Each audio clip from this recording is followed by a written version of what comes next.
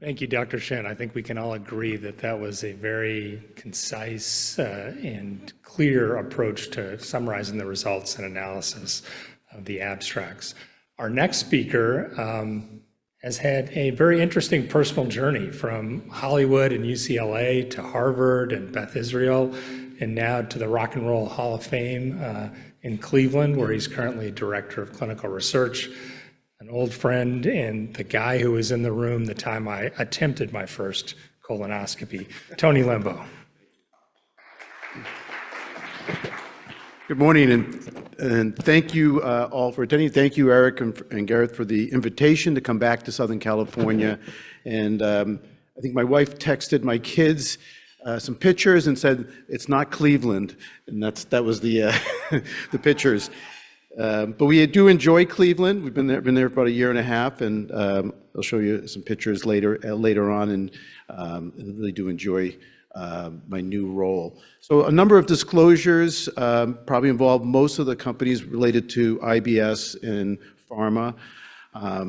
So the first two abstracts I want to talk about relate to this syndrome called alpha-gal syndrome. Just a raise of hands, how many people have heard of this syndrome? Good. How many people have actually seen a patient or ordered the test? So one person.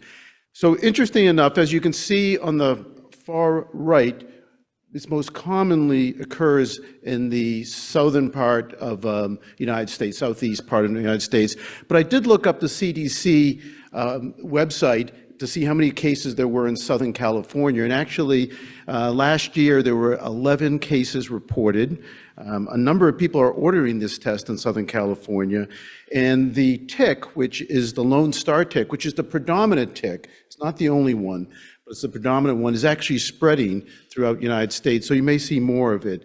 Alpha-gal is a sugar that's actually found in mammals, all except for humans. The tick contains the sugar. So when it bites a human, and the saliva contains the sugar, and we have not seen it, so we may develop an IgE antibody to it.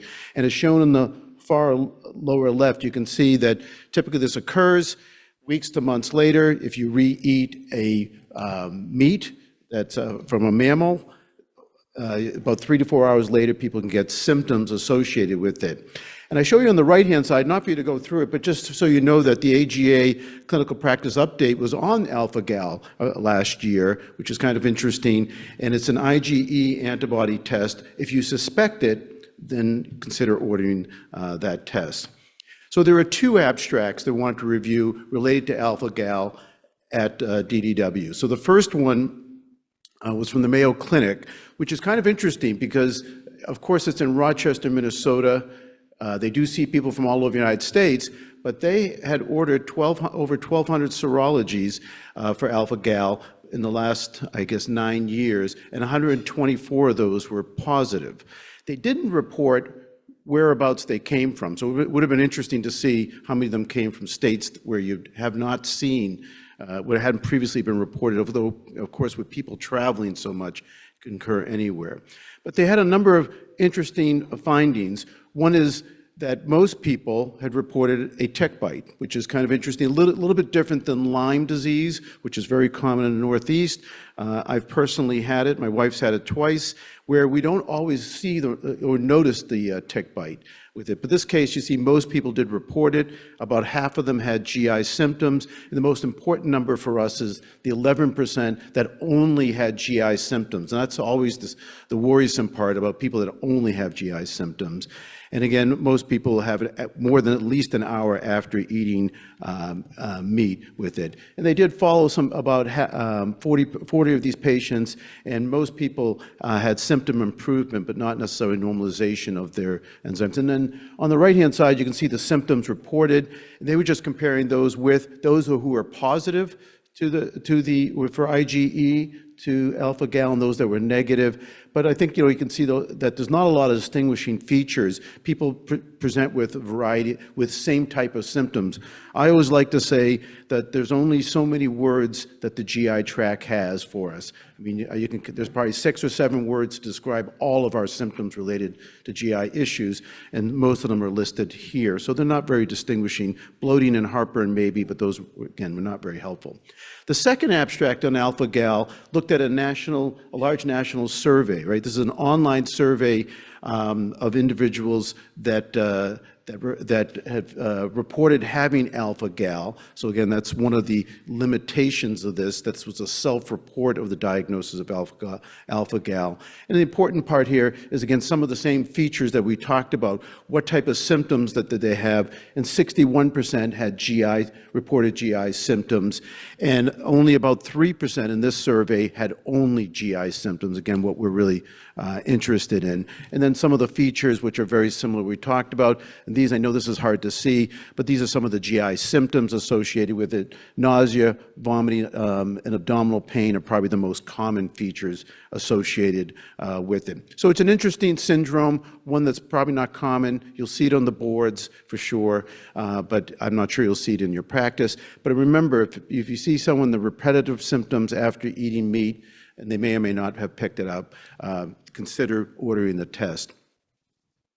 So the next couple abstracts I want to talk about relate to gastroparesis. So the first few slides, we're just going to reviewing gastroparesis, which I'm sure you're all very familiar with, but hopefully showing you some new data. This is data from the Worldwide Rome Survey, which I think most people have seen publications on.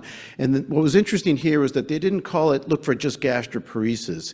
And this is one of the distinguishing features of functional dyspepsia, gastroparesis. There's a continuum. Most people don't get a gastric emptying study, so they looked at symptoms suggestive of gastroparesis, nausea and vomiting, or fullness associated with it. So, and they looked at the worldwide prevalence, and the point here is that about 1% of people fulfill it. More commonly in the United States, where it's about 1.2, 1.3% fulfill the symptoms that are associated with gastroparesis, again, but not diagnosed with it. The cardinal symptoms are, of course, nausea and vomiting in the majority of people, early satiety, bloating, and pain.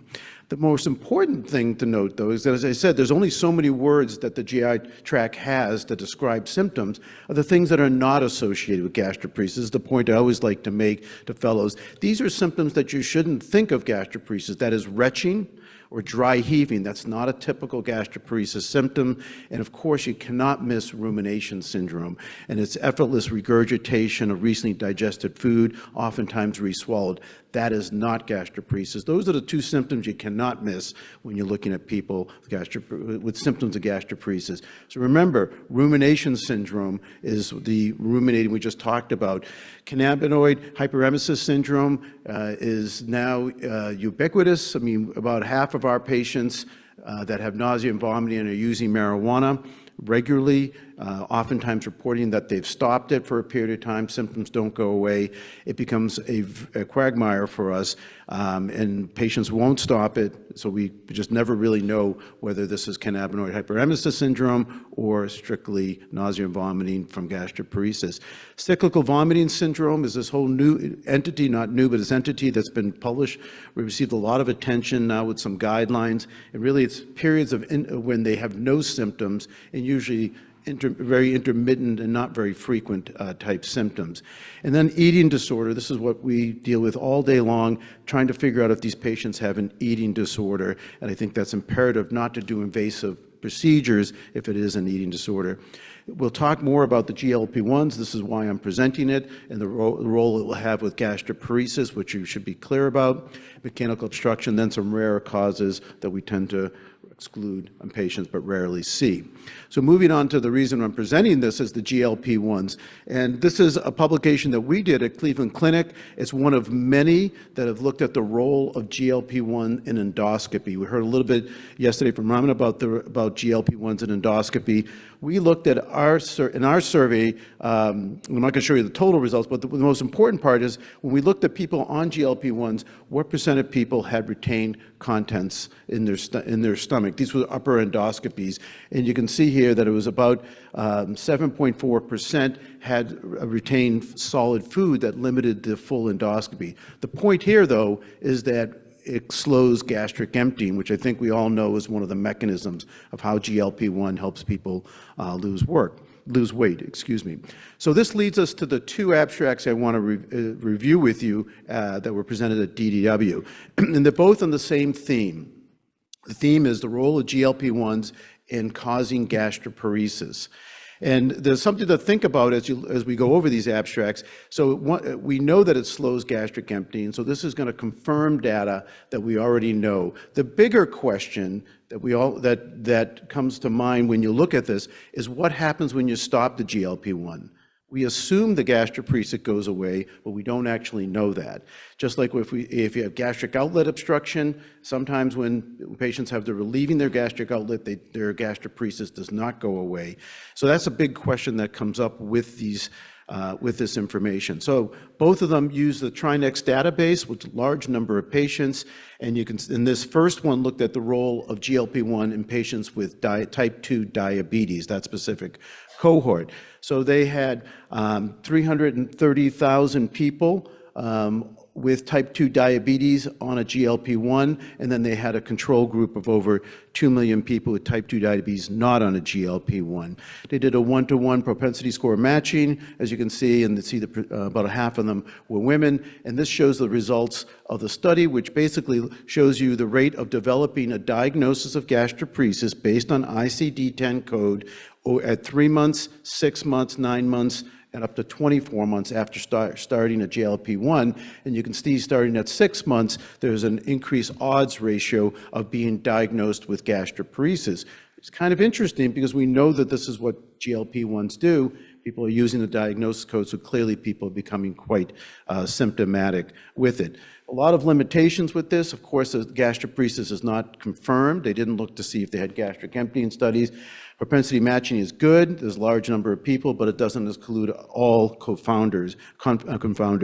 And of course, as I indicated, no follow-up, which is really the big question with these studies. The second one, again, very similar. This time it was on the non-diabetic, same database with the Trinex database, asking the same question: what percentage of the patients with non-diabetic patients develop gastroparesis? These people were on it for weight loss. And I won't go through all the details because it was very similar. And you can see that there were a small number of cases. In this case, there were 81 cases of gastroparesis and 1,600 cases in the controls. And again, the odds ratio of 1.5, which is a 50% increased rate of developing a diagnosis of gastroparesis. So again, same limitations, and the biggest question is the long-term outcomes. So more to come on this. This is very interesting. It has tremendous implications if patients were to go on to develop gastroparesis long-term after this, using GLP-1. So that's a major question, could have major implications in the care of patients. And then finally, the next one I want to talk about is the role of, in the gastroparesis realm, is the role of Tradipitant. The reason why Tradipitant is important for us to discuss is that it may become the second approved drug for gastroparesis. The first one, metoclopramide, 40 plus years ago. We've had no approved drug since then. This drug is at the FDA. We'll hear about it in the next couple months of whether it'll be approved or not. On the left-hand side is a study, it's a phase 3 trial with Tradipitant, and there are 4 boxes. Focus on the top left one. That's the primary outcome. And this is I'm sorry, I should have told you. Tradipitant is an NK1 antagonist. So it's like Apretant that's approved for nausea, post-chemo nausea and vomiting. So this is another NK1 antagonist. So we expected it to be effective, but in the phase 2 trials, it was effective. But look at the phase 3 results. There's absolutely no difference for the reduction of nausea with Tradipitant, which is really a big surprise. What you see in the next couple boxes are some of the secondary analysis. Some of them were pre-specified. So for example, and I'm sorry, I can't really read it, so I'm not sure which is which, but one of them was the role of PK dosing. So this was a pre-specified endpoint, and basic was, we know that patients don't always take their medications in clinical trials, right? And so they looked at the blood levels, and they said, we designed it beforehand and said, look, we should look at those with a high level and a low level. So normal level, they were taking the drug, and those that were not necessarily taking the drug. And again, I can't see which is which, but you can see there's now separation that occurs. Another secondary analysis looked at those with baseline adjustments, so those with more severe symptoms. And again, now you see a separation between the drug and Tradipitant. So you start to see some differences based on secondary analyses, and that's really what we're looking for with the FDA. For patients with more severe symptoms that take the medication, that perhaps we should get this drug approved. So we'll see what happens with it. So what I want to show you at DDW is the open label. And the only reason it's important is because the drug may become approved in the not too distant future. And this was the open label. What was interesting about this study, these were patients that did not qualify to come into the phase 3 trial. We hate to send these patients, have very little to offer them. So they offered them open label Tradipitant, and they had 389 patients. And again, they looked at what they looked at was the secondary analyses for these patients to see what happened when they actually took their medication. They had high levels of the drug, and this is the high pKa versus low pKa with the medication. So you can see now there is a difference even in the open label between high and low. Again, there's no control in this, so don't look at it like a negative or a positive, but you can see if you're taking the medication or have a high level of it, you're more likely to have significant improvement in symptoms. Again, we may see this being approved. It really will be a milestone for the field where we have so little to offer with our patients. Switching gears to talk about the role of chronic pain, I think this is a fascinating area, one where we have almost no treatments for it. This is, again, looking at the Rome Foundation survey that I referred to, the worldwide survey. The important point here is a worldwide survey. The important point here is looking at pain, and specifically pain. 52% of people with pain, specifically looking at the meal-related pain. So 11% of patients reported having frequent abdominal pain that's meal-related. That's really the cohort of people that we're interested in serving in our population. What I want to talk about is the role of electrical nerve stimulation. Most of us are probably not that familiar with it, but it's actually an interesting area, and one which you may become more familiar as I show you some of the data that's been published and what was presented at DDW. And shown here, this is the mechanism behind it, is that it modulates central pain pathways through stimulation of the auricular branches of the cranial nerves, specifically the vagal nerve is what's thought to be there. And you can see the area of the vagal nerve on the ear. And you may know this from acupuncture. It's been long used in acupuncture. What you may not know, that it's been widely used for many years. It's approved in Europe for epilepsy and depression in 2010, and chronic pain in 2012, and anxiety in 2019. And more importantly, there's an FDA-cleared device that's approved for kids under the age of 18, from 11 to 18, for functional abdominal pain with IBS. Okay, so that's important. And this is actually the device that's FDA cleared for it. So I'll show you some of the data with this device in the pediatric world, and I won't go through great detail, but you can see on the upper part is a study with pediatric patients with chronic abdominal pain, and just glancing at the, sorry about that, glancing at these figures, you can see at 3 and then a follow-up that there's a significant improvement in patients. And basically, they put this on for 5 days out of the week. For 4 weeks, they take it off on the weekends, and then they put it back on again for 4 weeks. And then you can even see the extended follow-up with it. And the lower part shows a very similar study with chronic abdominal pain. They had a variety of causes: IBS, functional dyspepsia, migraines, etc., and the same type of technique. And you can see the results on the lower part showing very similar effective results. In the adult world, with IBS-C, using the same device, same time frame, 5 days per week, you can see after 4 weeks, and this is for abdominal pain, that there's a significant difference with this device, and some improvement in bowel function as well. So getting to I'm sorry, this is before DDW, actually. So this is another study that showed a multi-center trial with functional dyspepsia, large number of patients with functional dyspepsia that showed improvement. And again, this was actually presented at DDW, but published in the American Journal of Gastro and just recently. So this is what was presented, a large randomized trial in functional dyspepsia, same type of protocol. They used 2 different hertzes with this. So they used 10 and 25. That's why you see 3 different lines. But basically what you see is that these are the 2 lines with the device versus the control, and overall improvement in symptoms. That's our overall responder rate. Adequate relief is shown here, and then the other changes as well. So you can see basically improvement in patients with functional dyspepsia in this large randomized trial. There are limitations as listed below here. There's no physiological measurements with this, and the demographics and improvement in individual symptoms of dyspepsia weren't reported. So they didn't talk about early satiety, et cetera, in the publication or at DDW. So we already heard a little bit about switching gears a little bit, we've heard a little bit about the role of sucrase-isomaltase deficiency from Andrea and the disaccharides, and I'm actually going to present some of that same data and then expand upon it.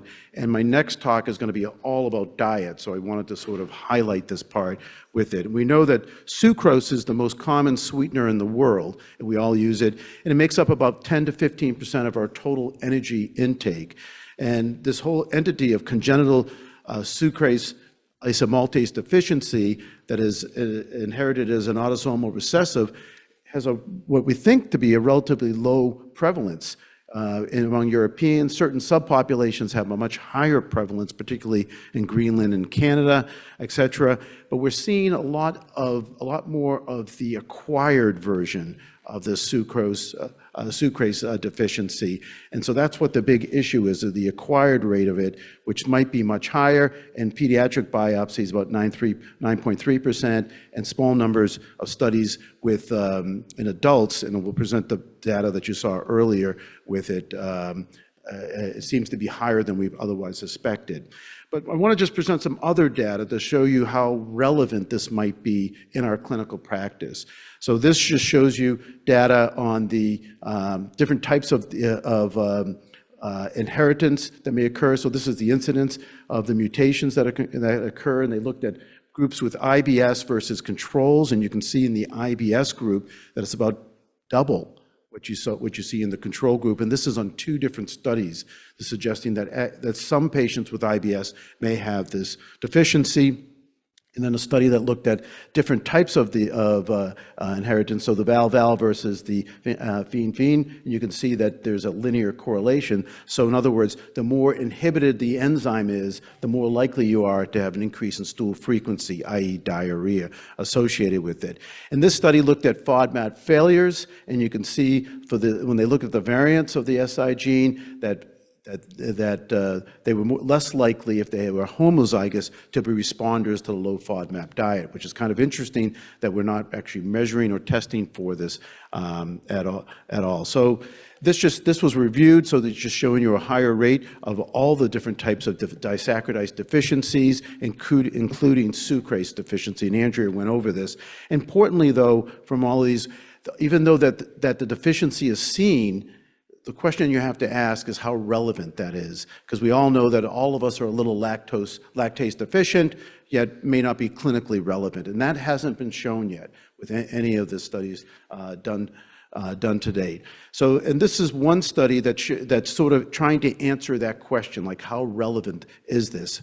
And to date, with the enzyme replacement for sucrase, we haven't seen a randomized trial in the adult world. This is as close as it gets. So 66 patients with chronic diarrhea, 23 of them had evidence of sucrase-isomaltase deficiency by biopsy or by breath testing, okay? So either one.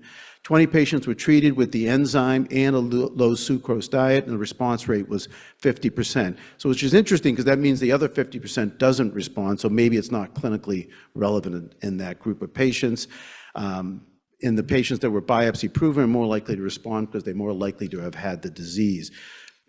So this is an open label study. We don't know whether it was the diet or the enzyme replacement, small number of patients. What we really need is a randomized placebo-controlled trial before we start widely using an enzyme replacement that could be expensive. This is going to lead into my next talk, which is the role of diet in GI disorders, particularly with regard to IBS. And there's a lot of interest in the role of Mediterranean diet, which I'll show you some more data. But this is a study that was presented, and it's a pilot study comparing low FODMAP diet, which I'll go into more details in a few minutes, versus a Mediterranean diet. So again, this is only a pilot study done to date, and they had a relatively small number of patients, 11 patients in each group. It was completed to date. And so far, you can see there's no significant difference for the FDA endpoint of abdominal pain, response for bloating, a significant difference favoring low FODMAP. I mean, not significant, but a trend towards favoring low FODMAP for adequate relief and for IBSSS. But again, this is a pilot study, and basically we do these pilot studies that we show that can show the NIH or funding agencies that we can do this type of study and then do a larger multi-center randomized trial. So more to come on this study with it. So as promised, this is my new home. We actually live right here. There's a building that's there right now. We overlook the Rock and Roll Hall of Fame in lovely Cleveland, Ohio. Thank you so much.